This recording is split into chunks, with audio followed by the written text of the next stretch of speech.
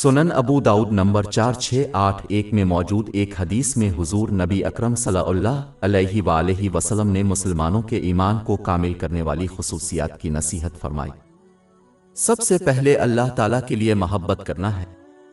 इसमें दुनियावी और दीनी दोनों मामलात में दूसरों के लिए बेहतर की ख्वाहिश करना शामिल है।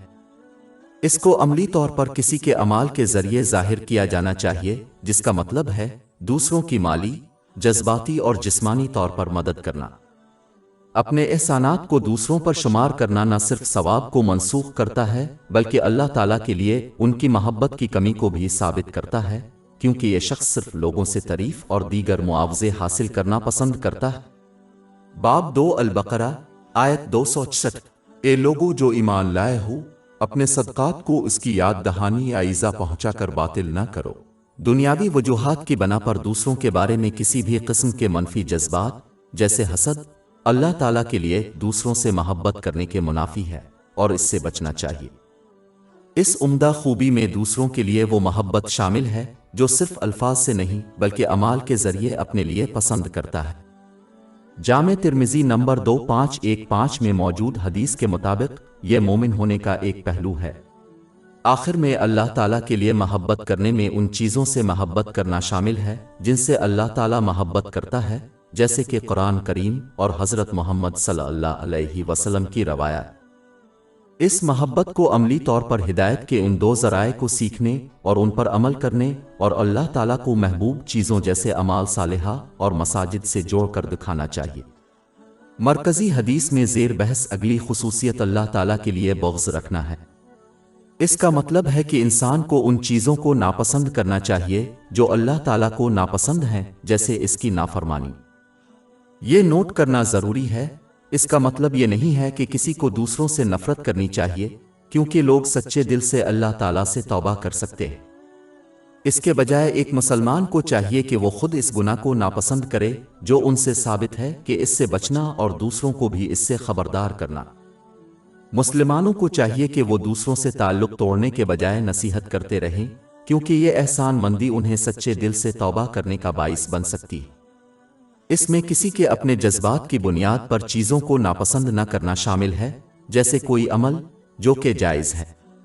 आखिरकार अल्लाह ताला के लिए नापसंदीदगी का सबूत यह है कि जब वो अपने कौल व फ़ेल से नापसंदीदगी का इजहार करेंगे तो ये हरगिज़ इस तरह नहीं होगा जो इस्लाम की तालीमात के खिलाफ हो।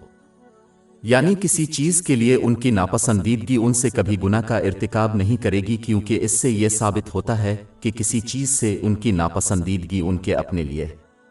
मरकज़ी हदीस में ज़ेर बहस अगली खुसूसियत अल्लाह ताला की रज़ा के लिए देना है। इससे मुराद हर वो नेमत है जो दूसरों को दे सकता है, जैसे जिस्मानी और जज्बाती मदद, न कि सिर्फ दौलत। जब कोई देता है तो वो इस्लाम की तालीमात के मुताबिक ऐसा करेगा, यानी अल्लाह ताला को राज़ी करने वाले मामलात में, जैसे मुखलिसाना मशवरा देना। दर हकीकत ये दूसरों के लिए मुखलिस होने का एक पहलू है, जिसका हुक्म सुनन निसाई नंबर 4204 में मौजूद एक हदीस में दिया गया है। इसमें यह भी शामिल है कि उन नेमतों को किसी के एहसानात को शुमार किए बगैर दूसरों को देना और बांटना, जैसा कि इससे साबित होता है कि उन्होंने एहसान किया है दूसरों से कुछ हासिल करने के लिए। बाब 76 अल इंसान आयत 9 कहते हुए, हम तुम्हें सिर्फ अल्लाह के चेहरे के लिए खिलाते हैं, हम तुमसे अजर शुक्र गुजारी नहीं चाहते। मरकज़ी हदीस में ज़ेर बहस आखिरी खुसूसियत अल्लाह ताला की रज़ा के लिए रोकना है। इसमें दौलत जैसी नेमतों को दूसरों से ऐसे मामलात में रोकना भी शामिल है जो अल्लाह ताला को नापसंद है। ये मुसलमान ये नहीं देखेगा कि कौन उनसे कुछ मांग रहा है, बल्कि वो सिर्फ इस दरख्वास्त की वजह का जायजा लेते हैं। अगर वजह इस्लाम की तालीमात से मुतसादिम है तो वो नेमत को रोकेंगे और सरगर्मी में हिस्सा नहीं लेंगे। बाब 5 अलमाद आयत 2 और नेकी और तक़ू में ताउन करो, लेकिन गुनाह और ज़ियादती में ताउन न करो। इसमें ऐसे मामलात में अपने कौल व फ़ेल से रोकना शामिल है जो अल्लाह ताला को पसंद नहीं है, जैसे ग़ीबत या गुस्सा ज़ाहिर करना। ये मुसलमान अपनी ख्वाहिशात के मुताबिक ना बोलेगा और ना ही अमल करेगा, और सिर्फ इस सूरत में आगे बढ़ेगा जब वो अल्लाह ताला को राज़ी करे, वरना आगे बढ़ने से बाज आ जाएगा। नतीजा अखज़ करने के लिए इन खुसूसियात को अपनाने से ईमान की तकमील होती है, کیونکہ یہ کسی کے جذبات پر مبنی ہوتی ہیں اور اس لیے ان پر قابو پانا انتہائی مشکل ہوتا ہے۔ یہ کنٹرول اس وقت حاصل ہوتا ہے جب کسی کو یقین کا یقین حاصل ہوتا ہے۔ یہ اس وقت حاصل ہوتا ہے جب کوئی اسلامی علم سیکھتا اور اس پر عمل کرتا ہے۔ یقین کا یقین انسان کی نیت، توجہ اور عمل کو ہر وقت اللہ تعالیٰ کی طرف متوجہ کرنے میں مدد کرتا ہے۔ اس سے اہم حدیث میں مذکور 4 پہلوؤں پر قابو پانے میں مدد ملے گی۔ اس کے علاوہ جس کو ان پر قابو پانے کی سعادت حاصل ہوگی وہ اسلام کے دیگر فرائض کی ادائیگی کو آسان سمجھے گا۔ ان فرائض میں اللہ تعالیٰ کے احکام کی تعمیل، اس کی ممانعتوں سے اجتناب اور رسول اللہ صلی اللہ علیہ وسلم کی روایات کے مطابق صبر کے ساتھ تقدیر کا سامنا کرنا شامل ہے۔ یہ اس بات کو یقینی بنائے گا کہ کوئی شخص ان نعمتوں کو استعمال کرے گا جو انہیں عطا کی گئی ہیں ان طریقوں سے جو اللہ تعالیٰ کو خوش کرتے ہیں۔ یہ دونوں جہانوں میں امن اور کامیابی کی کلید ہے۔ باب 16 النحل آیت 97۔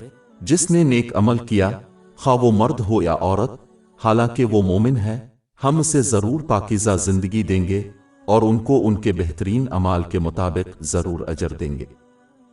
ہماری ویب سائٹ www.sheikhpod.com پر 400 سے زیادہ مفت e books, audio books, infographics, podcast اور بلاگ دستیاب ہے۔